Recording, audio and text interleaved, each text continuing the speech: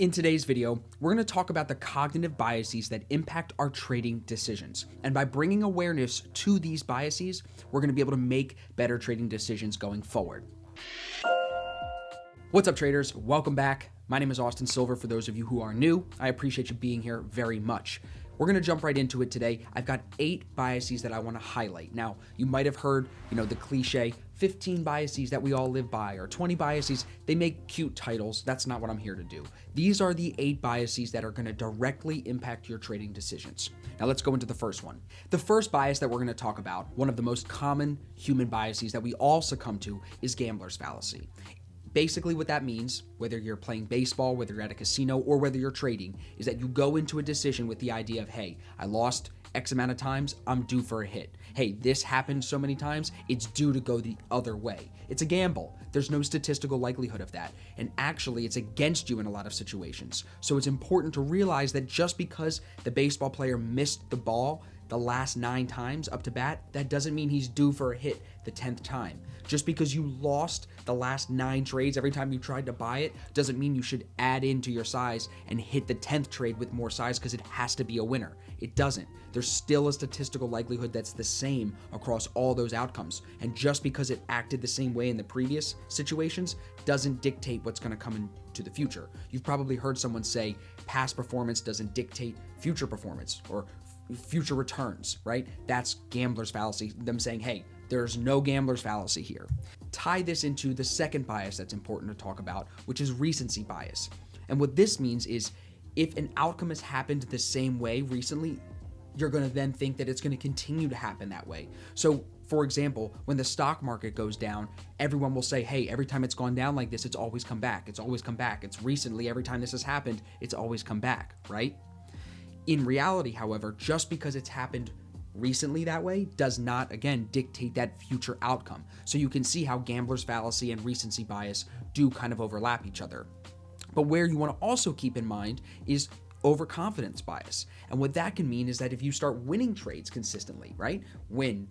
The 4th trade, you could not only succumb to overconfidence bias, where you now let those 3 wins boost your ego and you might take a trade that isn't as probable, and that's where overconfidence bias comes in, but you could even layer in that recency bias and say, hey, recently I've been on a winning streak, so I'm going to hit this trade a little heavier. When in reality, that's not the right way to trade. That's not the right way to do business. You're making a decision succumbing to now 2 biases. The recency bias, which has no statistical advantage, and the overconfidence bias, which, if anything, should logically tell you, hey, overconfidence is not somewhere I want to be in my trading business. This isn't going to help me. So now we're bringing awareness to not only the gambler's fallacy, which you probably knew about, and you probably have tried to turn away from that if you're taking trading seriously, but now we understand what overconfidence bias can do on top of a recency bias. They blend into each other and it's hard to distinguish them, but when you can separate it out and, like I said at the beginning, bring more awareness to the 2 of them separately, then you can really start to make decisions around them and realize, hey, just because I've won the last 6 trades in a row, that doesn't mean I'm going to win the 7th. Now, another really important one to talk about, the sunk cost fallacy. I like my little picture of a ship here.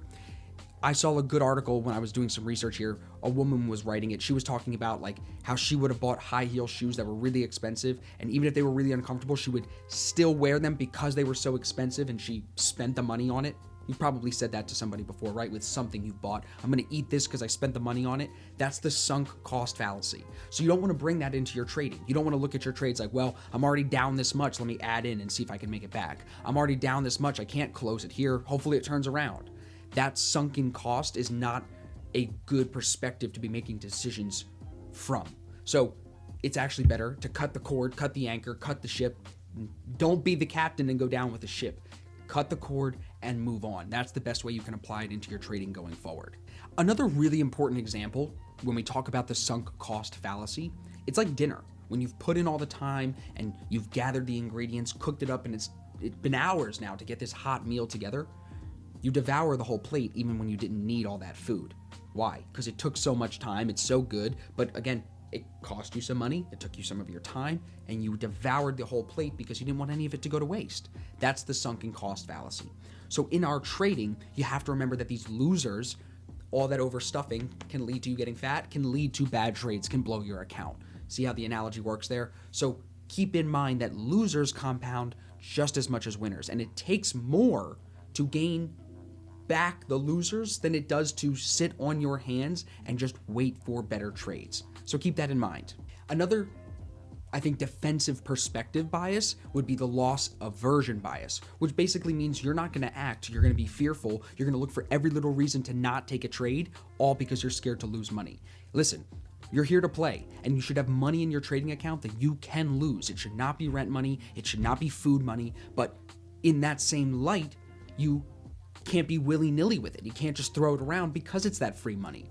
So you have to find a balance between, I'm not going to be overly in a gambler's mindset, but I'm also not going to be in a loss aversion mindset. I'm going to act according to my rules, because we know rules put probabilities in our favor over the long run. But in the short term, if I act in this loss aversion bias, if I make decisions based on this bias, then I'm going to actually miss winning opportunities, and that's more of a cost. Listen to me. That's more of a cost than the potential loss of a trade in your system to your edge. So you really want to make sure that when your edge presents, you're taking those trades and not succumbing to, I'm scared to take this loss, so I'm not going to take the trade.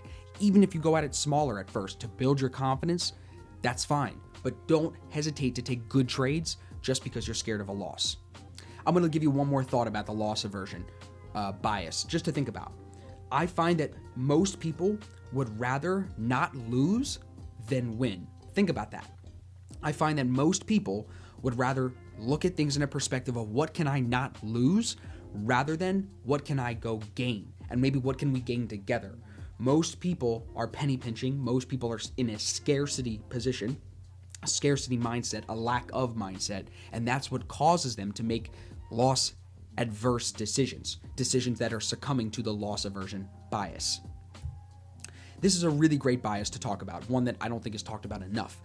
I love this little image here. It's exactly what I was looking for. Basically, the ostrich bias is when you stick your head in a hole like an ostrich does, and you ignore blatant facts. You ignore information for or against you. You don't even care. You're not doing any research. You're just running to the tune of your own horn, and it doesn't make any sense. This is when you're ignoring, like I said, positive impacts on your trade and the negative impacts on your trade. You're just saying, hey, I saw this before, this is what my gut's saying, and I'm going to run with it. You stick your head in the sand and you hope for the best.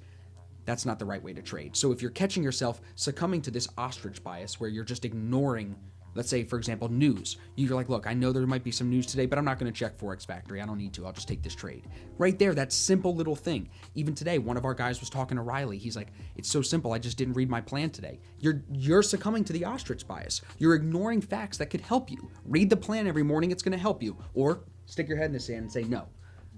It's your choice. But again, these are the biases that we are succumbing to that are holding us back from our trading success. Really is, from your trading potential. Outcome bias is really important too. This is where we decide what's right based on the outcome. And I can relate this directly into trading in the example of hitting a winning trade, making money on a trade that is off your edge, where you break rules, but you still make money. That's going to create an outcome bias in you. And you want to make sure that you're not doing that. You don't want to build good. I say good because they're not really good. I do the quotes because they're not really good. You don't want to build those habits that would really make you always outcome biased focus. You want to be focused on process over outcome. But if you win a trade on a broken edge, it's going to be very easy to succumb to this and say, yeah, I won, so this could be its own edge. Yeah, I could do this every day, right? Blah, blah, blah, blah. Like, no. It's much more important to say, hey, what was the process that led to this outcome? That's where I should be focused. Not, did we win, did we lose? And I've said that to you guys many times. The outcome of your individual trades is basically irrelevant. The process that goes into them is the most important thing. How are you entering? How are you exiting? How are you managing? How are you sizing in? And how are you doing that consistently? That process is much more important than the outcome. So again, the outcome bias is we decide what's right and what's wrong based on outcome. And that's not what we want to do as traders. We want to focus on process. The final bias that we have to bring attention to is the blind spot bias. The reason that this is most important to me is because this bias tells us that when we are trying to be unbiased, that act itself actually creates bias. So we can never fully remove these human, like I said, they're built into our DNA, these human tendencies that we have to succumb to these biases. But by bringing awareness to them today, talking about these 8 biases, giving you the funny little jokes and anecdotes to remember them by. Hopefully that will help you make better trading decisions going forward with awareness on these biases, saying, hey, did I just say to myself in my head, just because I lost the last 3 trades means I have to win the 4th one? Didn't Austin tell me that that's one of those human biases that I'm going to succumb to and that's going to hurt me and hold back my trading success? Oh yeah, it is. So maybe I'm not going to do that. That's all I'm trying to do here today, is bring attention to these biases so that way you can catch yourself when you're falling down that path to succumbing to one of them during your active trading. So I hope that you rewatch the video. I hope you take some notes. If you have any questions, or if there's any one of these biases that I forgot, maybe if there's another one that you want to add, or if there's one you want me to go deeper to, just drop a comment down below. We're going to engage and get the community going down there as we always do. I appreciate the ASFX family for always commenting and sharing and spreading the love that we're trying to bring. That's always what I'm here to do, is just put the value out to you guys. So if there's any specific questions about these, please don't hesitate to let me know. Don't forget to subscribe and hit the thumbs up button down below if you found value in today's video, and I'll see you guys in the next trading video.